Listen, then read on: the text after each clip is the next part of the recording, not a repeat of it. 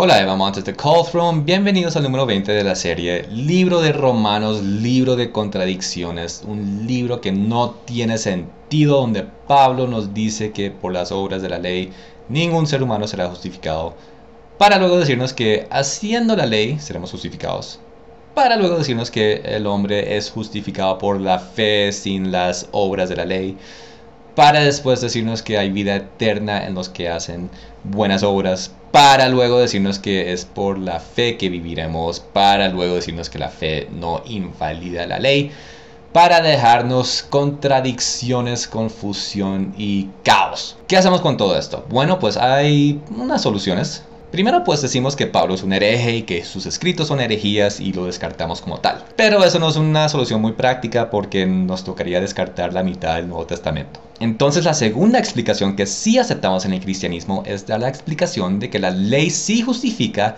pero es que nadie podía cumplirla. En otras palabras, Pablo no está diciendo mentiras acerca de la ley, pero simplemente el ser humano era incapaz de cumplirla, nadie podía ser justificado, entonces por eso vino Jesús. Es más, Romanos 3:10 respalda esta explicación diciéndonos que no hay justos. Y esto lleva a otra serie de contradicciones porque en el Antiguo Testamento hay muchos justos. Noé era justo, Job era justo, Daniel, Abel, Juan el Bautista, Zacarías, Elizabeth, Simeón, Cornelio, Abraham, Lot, muchos justos en el Antiguo Testamento sin necesidad de Jesús. Entonces, ¿qué hacemos? Esto es confuso, esto es confusión y la confusión genera más confusión. Pues bueno, para salirnos de esta confusión tenemos que usar la fórmula que ya hemos visto en esta serie y es esto, que la Biblia está dividida en dos dimensiones, el ser humano es bidimensional y tenemos que entender el contexto de cada cosa que leemos, si es en un contexto espiritual o en un contexto terrenal. Si no tenemos esta fórmula conceptualizada en nuestras mentes, no vamos a entender la Biblia, no vamos a entender el libro de Romanos. Hay confusión y hay fórmulas que nos sacan de la confusión. Esta fórmula ya la explicamos en esta serie, entonces vamos a mirar cómo la aplicamos al libro de Romanos. Así que pensé en dividir el libro Romanos en tres secciones para analizarla separadamente, uno siendo el tema de la justificación, otro el tema de la muerte y otro el tema del capítulo 14, cual también es usado mucho para invalidar y anular la ley. Entonces comencemos con el tema de la justificación, un tema muy contradictorio en el libro de Romanos, y para eso necesitamos aplicarle esta fórmula de una dimensión espiritual y una dimensión terrenal. El mismo libro de Romanos nos muestra estas dos dimensiones en acción. Pablo nos está mostrando que este libro tiene dos dimensiones. Por ejemplo, habla de una dimensión invisible, una visible. Habla en terminología de una ley de la fe y una ley de Moisés, o una ley de la fe, una ley de obras, una naturaleza espiritual, una naturaleza carnal, lo cual en esencia trata de dos sistemas para el ser humano, para la vida. Pablo usa diferente terminología para referirse a estos dos sistemas. A veces dice ley de la fe para el sistema espiritual, o justicia de Dios, o justicia por la fe, o ley de Dios.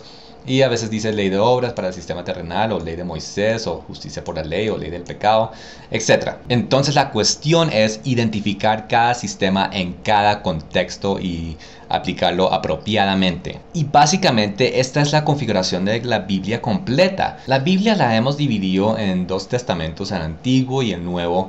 Y vemos en el Antiguo Testamento que trata mucho más del sistema terrenal, enfoca mucho más en este sistema de obras, de la ley de Moisés y esta temática. Y ya con el Nuevo Testamento, este enfoca mucho más en el sistema espiritual. Ya empieza a hablar más de la fe, de los dones de Dios, de la justicia de Dios y obviamente, lo más importante, la salvación, la vida eterna, algo que no existía en el Antiguo Testamento.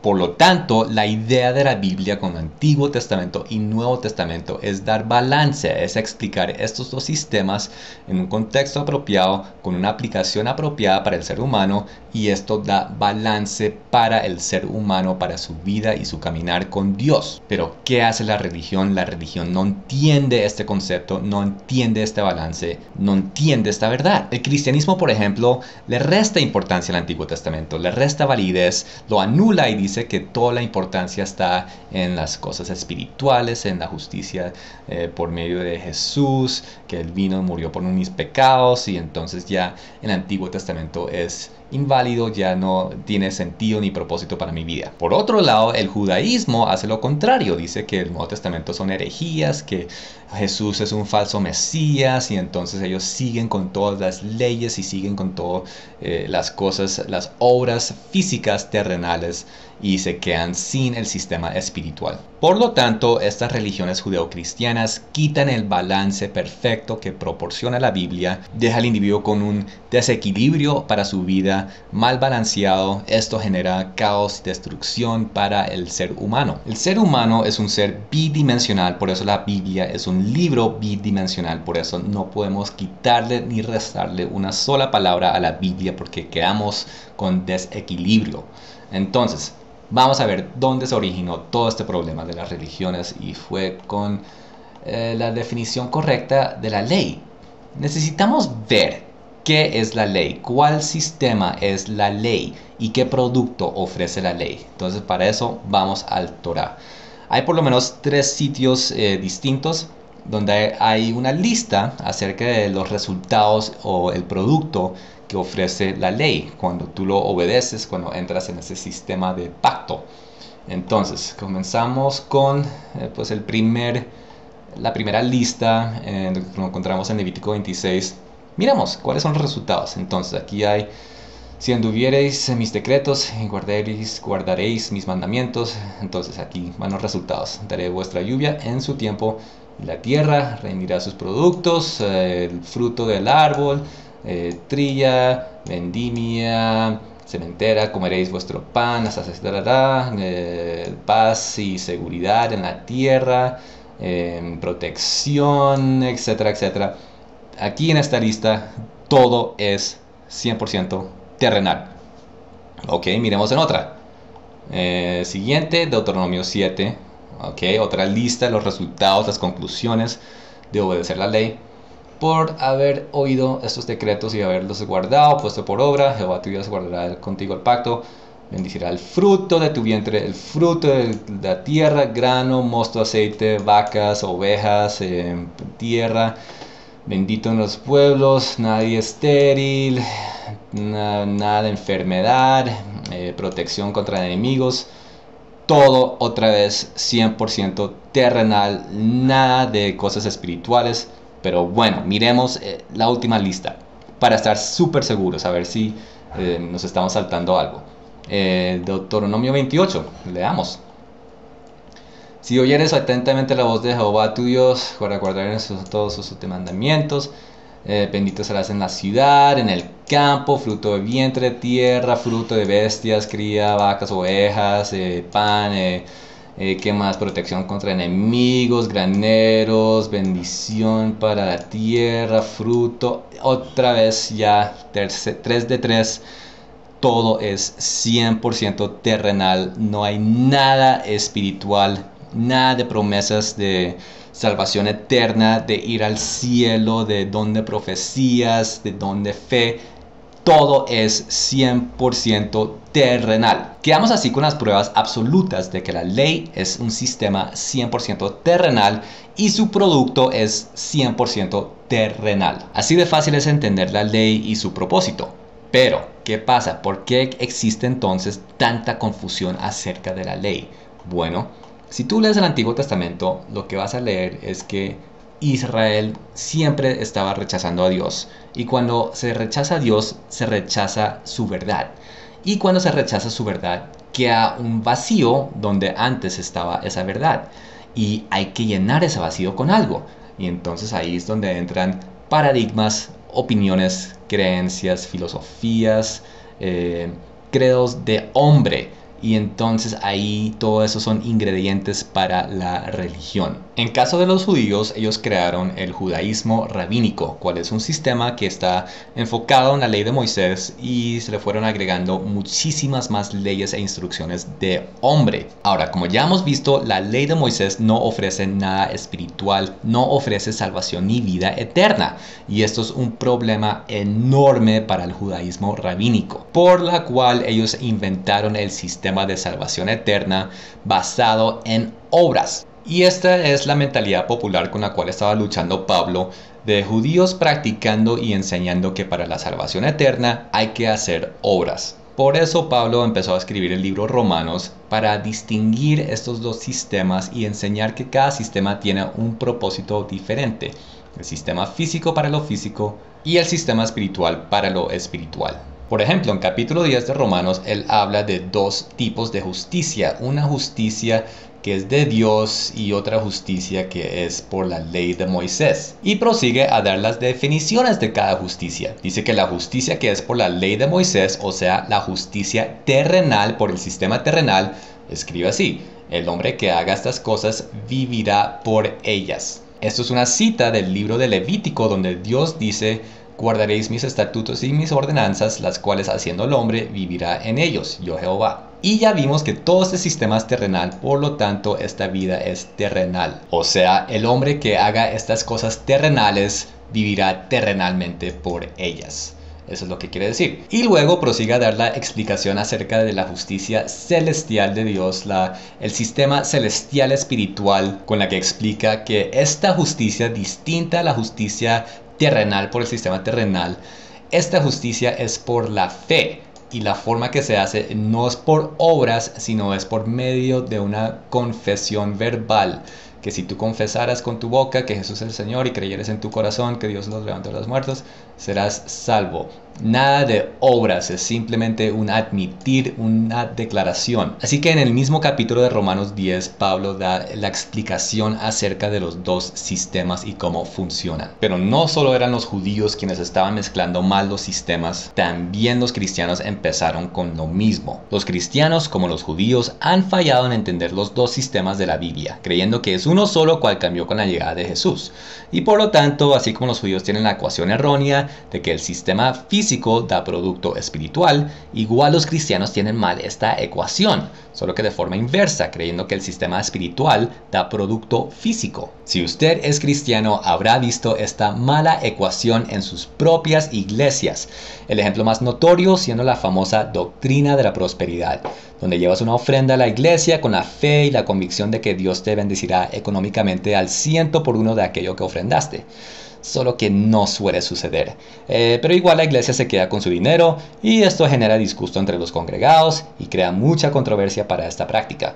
Entonces, ¿significa que la prosperidad es una doctrina falsa? Pues no, es bíblica. Pero ya vimos en las tres listas que esta prosperidad cae en categoría del sistema físico, o sea que es por medio de la ley que tú recibes prosperidad, no por medio de un acto de fe como lo practica la iglesia. Para un producto físico, el sistema físico. Igual para la sanidad y la salud. Esto es algo físico, cae en categoría físico terrenal, tal como visto en Deuteronomio 7. No es solamente orando, ungiendo con aceite y declarando sanidad en el nombre de Jesús, como vemos que hacen las iglesias. La ley te mantiene sano, no la anarquía. Y así hay muchos otros ejemplos. Ahora, ustedes dirán que por lo menos los cristianos tienen bien definido el sistema espiritual para la salvación eterna, ya que nosotros enfocamos en lo espiritual. Pero ironía de ironías, hicimos todo lo contrario cuando de salvación eterna trata. En vez de usar el obvio sistema espiritual, creamos un sistema terrenal para alcanzar la salvación. Me explico. Ya vimos que la salvación eterna es por el sistema espiritual y Pablo nos da la fórmula en Romanos 10:9 en que si tú declaras a Jesús verbalmente como el Señor, creyéndolo de verdad, serás salvo. Esta fórmula viene de lo establecido por Jesús en Mateo 10:32, donde dijo: a cualquiera pues que me confiese delante de los hombres, yo también lo confesaré delante de mi Padre que está en los cielos. Y así de fácil es.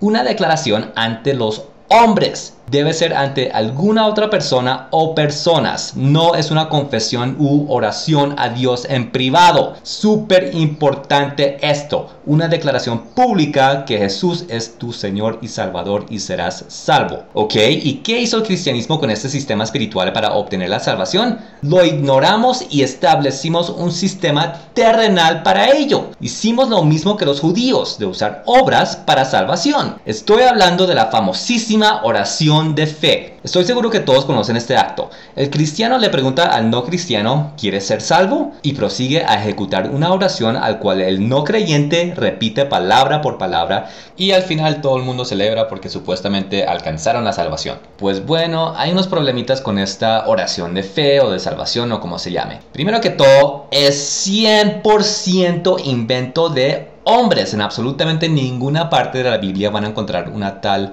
oración de fe, una oración de salvación. No van a encontrar ni un solo instante donde Jesús o alguno de sus apóstoles o discípulos hayan hecho que otra persona repitiera una oración para alcanzar la salvación. No existe ni siquiera algo parecido a este mecanismo de salvación que nos inventamos los cristianos. Segundo, hacer una oración es ejecutar una obra. Es como cantar una canción, es como recitar un poema, es como narrar una historieta. Estás haciendo una obra. Y la Biblia es clarísima que por obras no somos salvos. Tercero, estás repitiendo palabras de otra persona. No son tus palabras. No has confesado nada. Simplemente estás repitiendo palabras ajenas. Es como si yo cantara una canción de Michael Jackson. Esa canción no se convierte en mi canción por el solo hecho de haberla cantada. Michael Jackson la escribió. Siempre será su canción. No importa cuántas veces yo la cante o si la canto más bonito o más feo. No importa. Son palabras ajenas. Cuarto es desobedecer a Jesús. Jesús dijo, no hagan vanas repeticiones. La oración de salvación es una vana repetición. Y todo esto significa que la oración de salvación es completamente antibíblico. Por lo cual tenemos que eliminarlo del cristianismo y de las iglesias. Como siempre, mucha gente se va a resistir a esto porque la oración de salvación es una tradición en nuestras iglesias.